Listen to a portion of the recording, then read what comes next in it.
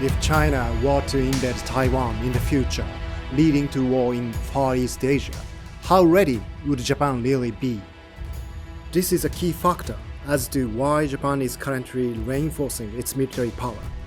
Would it be able to defend the Ryukyu Islands close to Taiwan? What conflicts could it arise there, and would the US really defend Taiwan in the event of an invasion? In previous episodes, we heard from former US government officials such as General McMaster, National Security Advisor to Donald Trump from 2017 to 2018, and the security expert in Asia, Michael Green. In this episode, we'll hear from a prominent American journalist who has trained with the Japanese self-defense forces, and we shall explore the realities of the US-Japan alliance. Johnny Harris, a renowned independent American journalist with an astonishing 5.26 million viewers on his YouTube channel, offered to collaborate with us for this program.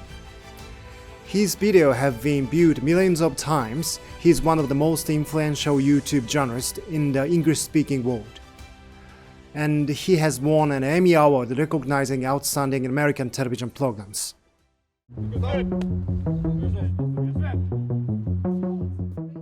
In this video, Harris summarizes the challenges in Japan's national defense and security environment after having participated in self-defense forces training at Naha Camp, Okinawa, home to the headquarters of Japan Ground Self-Defense Forces 15th Brigade and the 51st Normal Regiments and other units.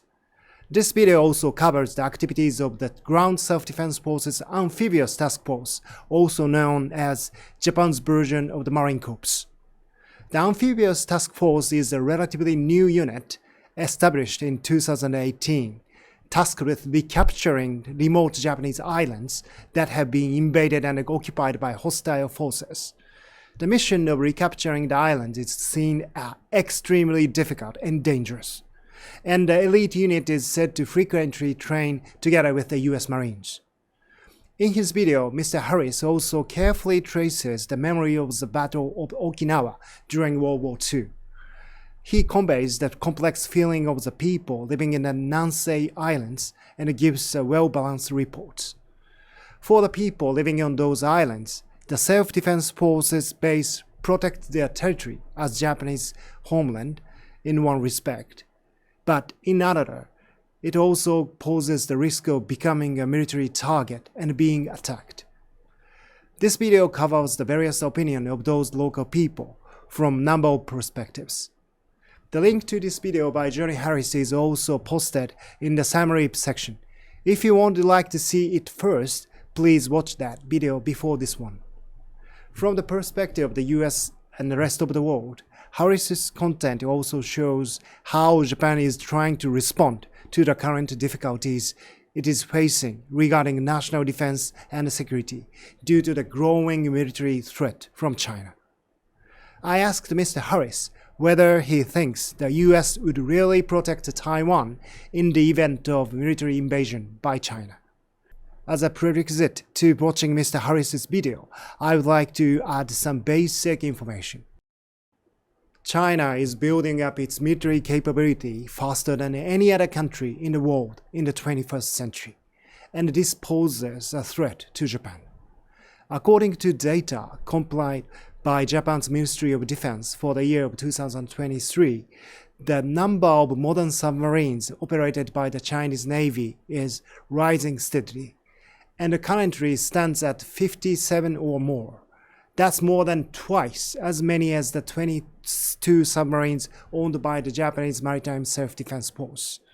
The number of modern destroyers and frigates in China's surface ship fleet has also increased dramatically, and the number of China's 4th and 5th generation fighter aircraft has increased 16.7 times to 1,500 compared to in 2001.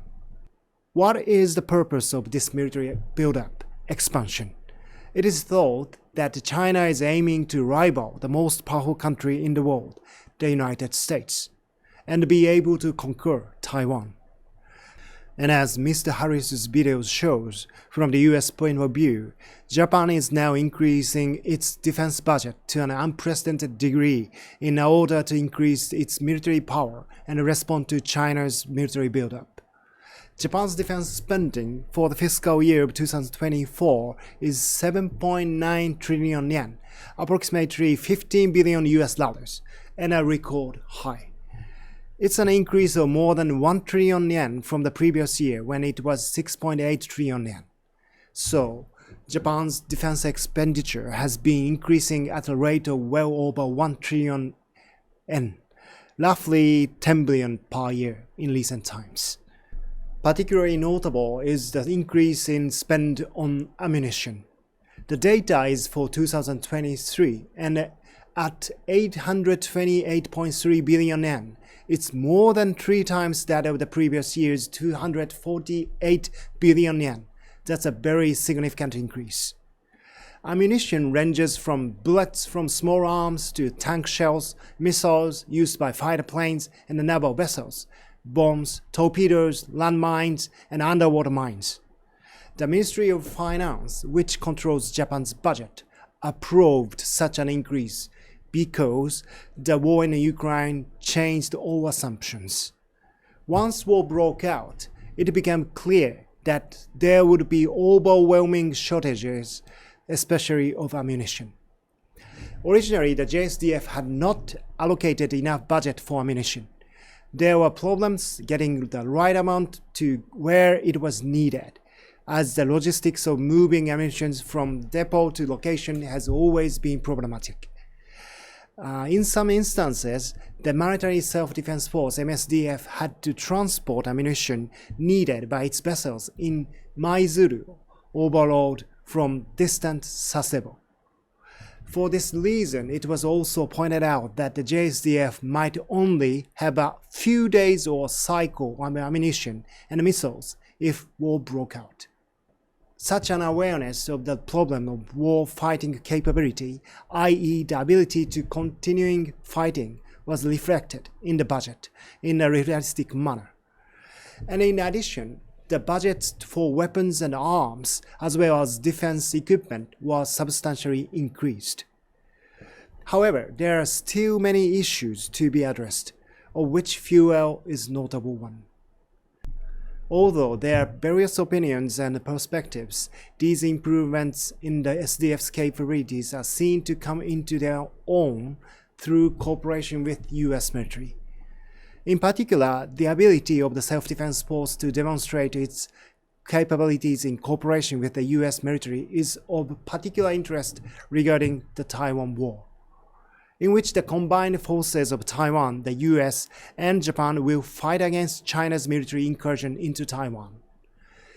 The Center for Strategic and International Studies conducted a war game in 2023 found that coalition of US, Taiwanese, and JSDF forces would successfully defeat the Chinese People's Liberation Army and defend Taiwan in many scenarios. It was found that the US military bases in Japan and the Japan Self-Defense Forces played a major role in the defense of Taiwan.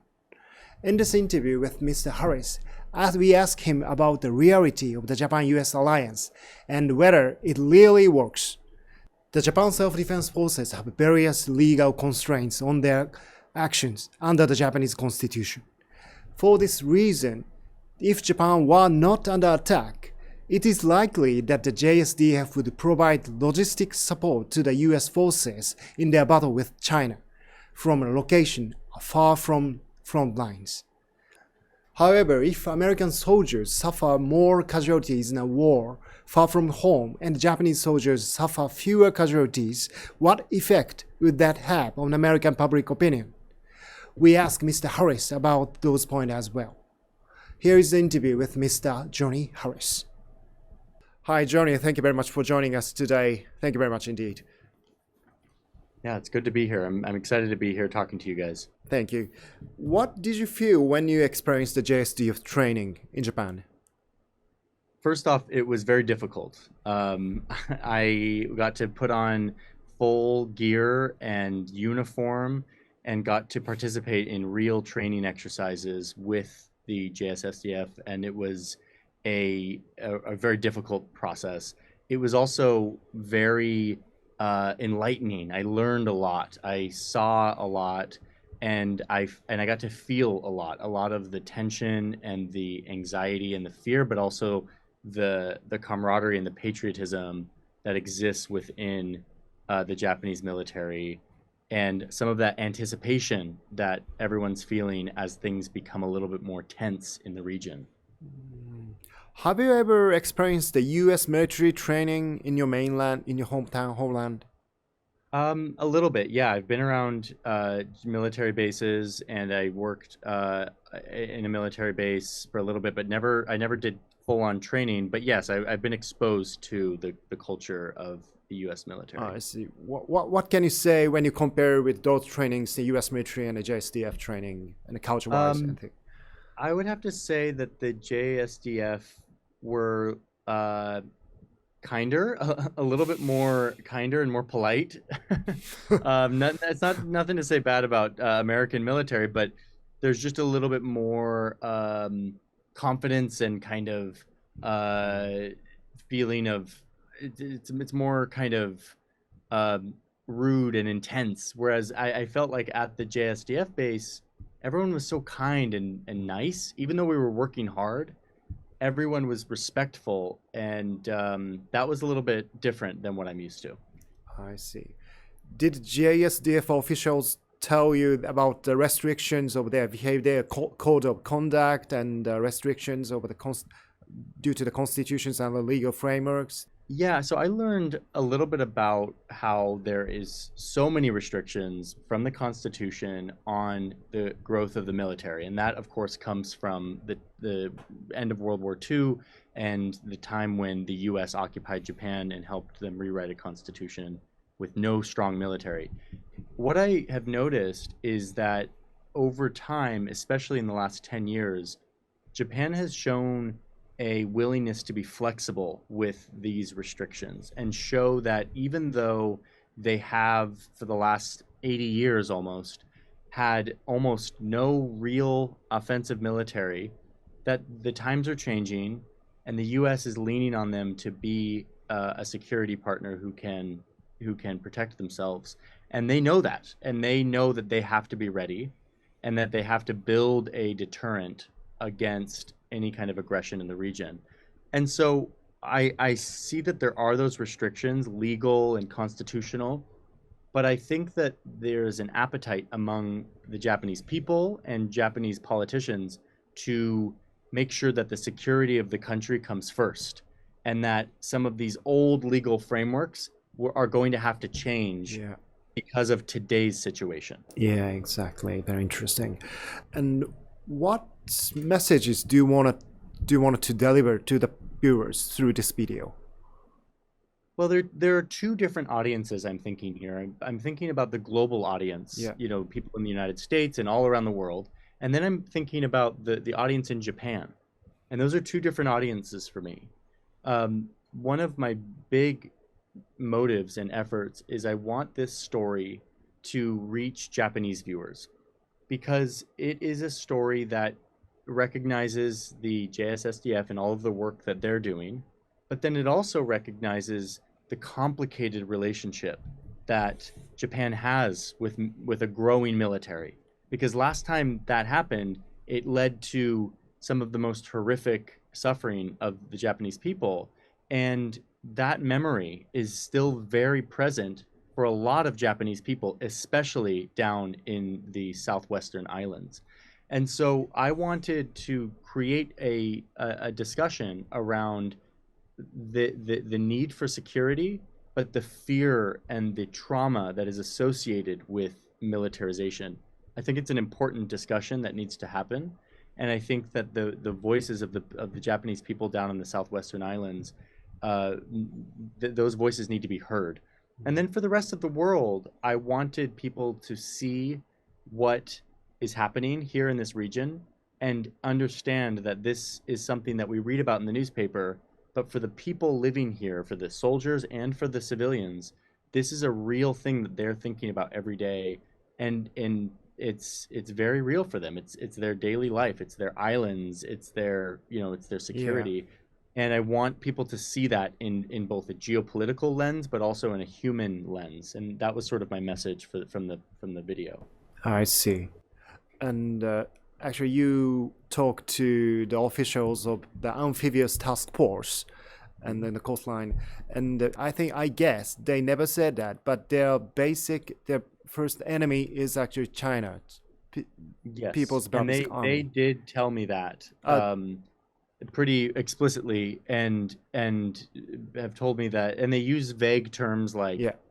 the security situation and environment has gotten more severe. They'll use these vague terms, but they're Nice. very clearly worried about a more aggressive China that is more and more comfortable using the ocean and using the sea as a way to project power. And Japan is a country of 4,000 or 14,000 islands. It is an island country. China is getting really good at creating, invading, bullying islands, and Japan and the amphibious task force is thinking a lot about how they're going to make it feel like a bad idea to ever invade a Japanese island. Yeah. And that's why they have all these new techniques and units and troops that they do exercises on that I covered in the video, that show that Japan now has these capabilities. They have surface to air missiles and surface to ship missiles and all these new missiles on these islands as well. That is basically aimed directly at making sure China knows that Japan is ready. Yeah. And also, they are ready for they have to be ready for the situation when the China invades Taiwan. At the same time, the China is going to invade the Japanese islands. That is why the amphibious task force is ready for. And my key question is, when the China invades Taiwan, is United States military are going is to protect Taiwan? Do you think they're going to protect Taiwan, or they want to just I yeah? I honestly don't know that the answer to that question. I think they probably will in some form, and I don't know what form that takes. But I know that US lawmakers and leaders need China to believe that they will protect. And I think that that's a very, very important mental calculation that they're making. I do think that the United States will do something severe to punish China and prevent any kind of real incursion into Taiwan.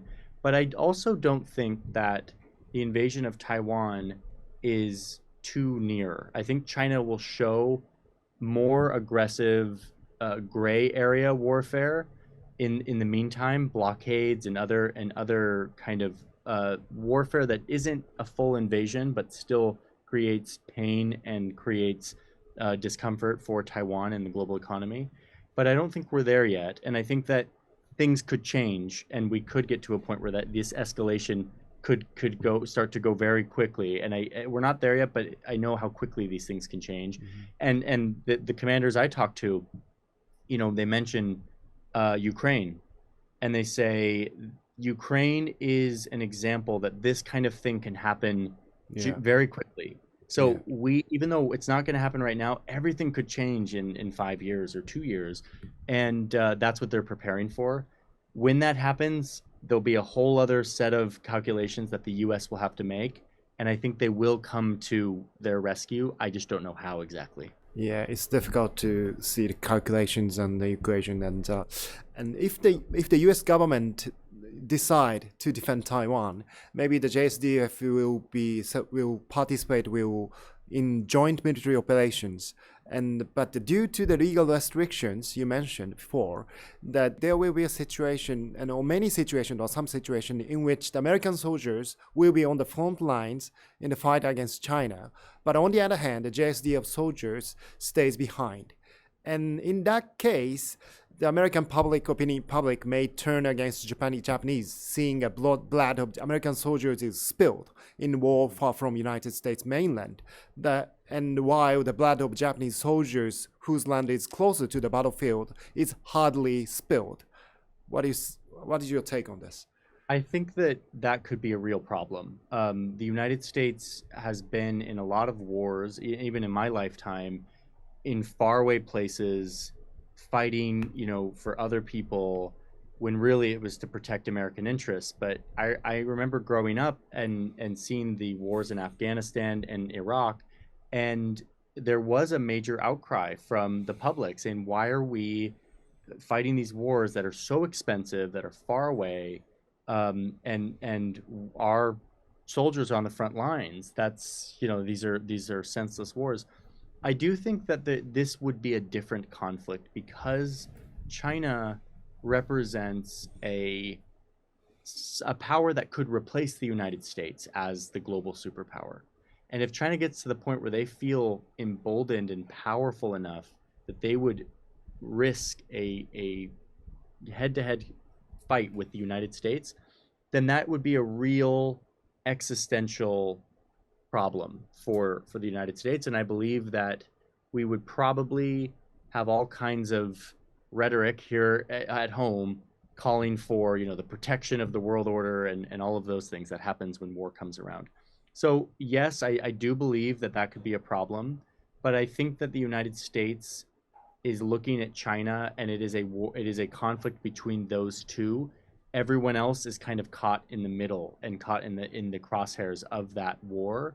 And I think that the American public would be understanding. Though, as I mentioned, I do think that Japan is getting more and more bold with their military expansion. I mean, almost doubling their defense spending in such a Yeah. short time, superseding a lot of these legal frameworks around the Constitution, around 1% of GDP, all of these ratcheting up of militarization that is against Article 9 and against some of the Constitution stuff, but they're able to make it work, and they're kind of justifying it, and no one is pushing back because they all know they need to do it. And I think that some similar thing would happen in a situation where China invades Taiwan or threatens the southwestern islands in that way. Yeah, it's well explained that when the government when Japanese government explains the U.S. Japan alliance, they often mention the shield and the sphere, the kind of example. The shield, the JSDF as a shield, and the spear, the U.S. armed forces will kind of sphere when they fight together. And do you think this concept is difficult to understand for the American public? I think it's made sense for the last 70, 80 years. Nice. It's made sense, and it has allowed the United States to feel like the atrocities of World War II were rectified and justified, because now there's this great friendship. The United States is able to have this permanent presence in Japan, and there's this shield and spear relationship that allows the U.S. to pursue its security interests in Korea and Vietnam and all throughout the region.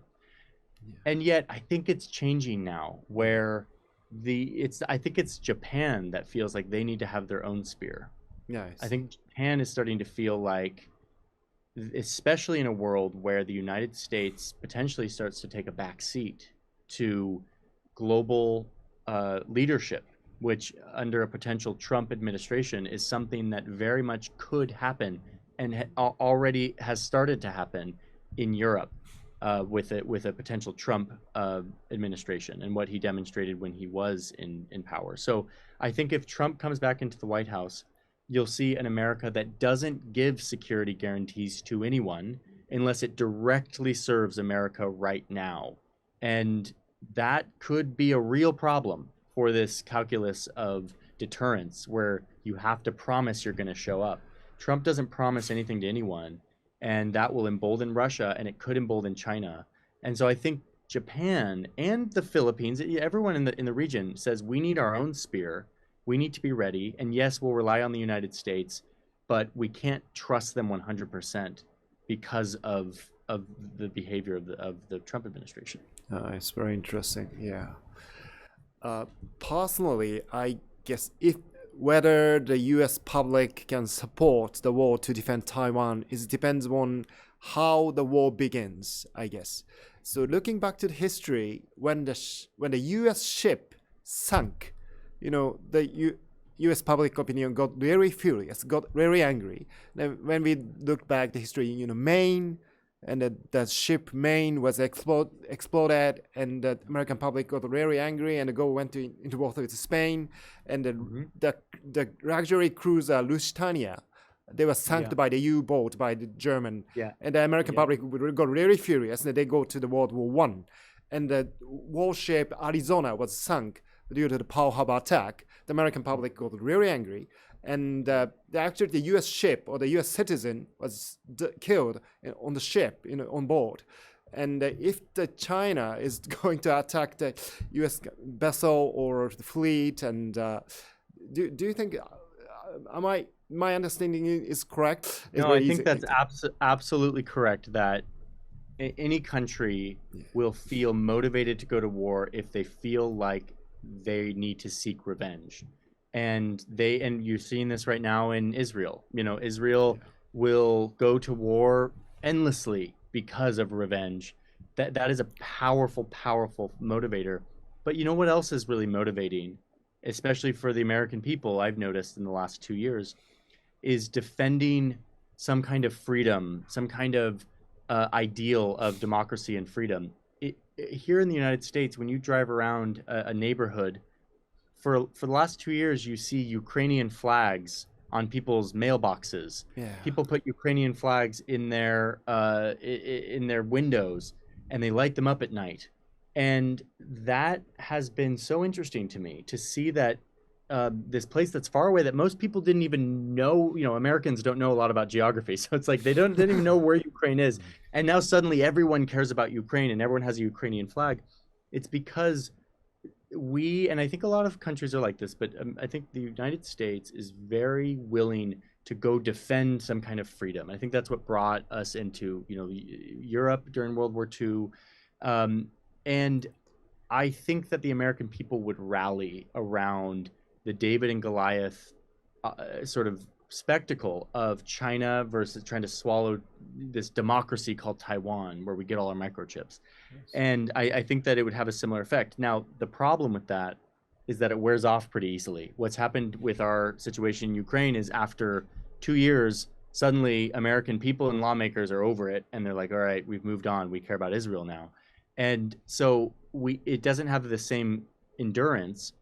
But I do believe that if Ukraine was invaded, we as a country would rally to support any kind of defense of the country. I don't know what costs we'd be willing to pay, but I think it would strike a nerve not too much differently than, the Maine or, Pearl Harbor.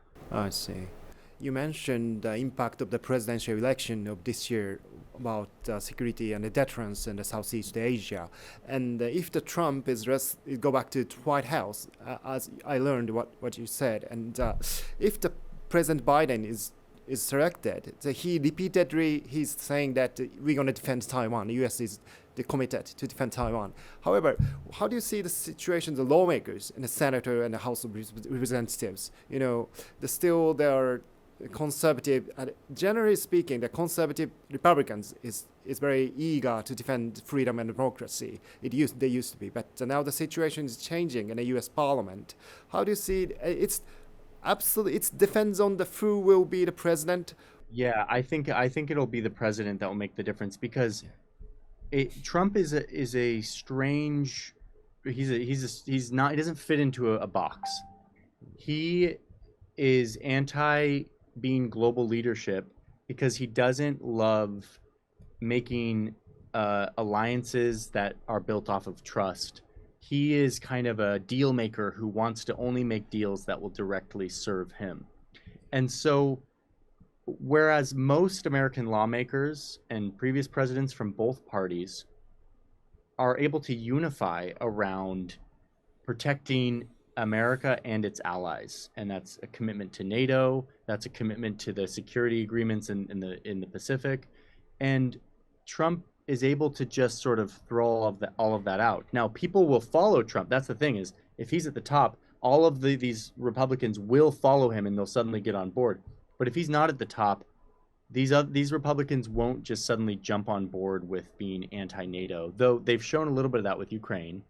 But I think if he's not in the White House, there'll be a much more likely uh, air of support for deterrence and coming to Taiwan's rescue.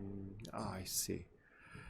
Thank you very much, Johnny-san. Thank you very much for sharing your time. It's very interesting interview for you. And maybe we make it start argument, start discussions about the upcoming risks and peace and security issues for Japan. Thank you very much indeed. Yes, thank you so much for having me. I appreciate it. Thank you.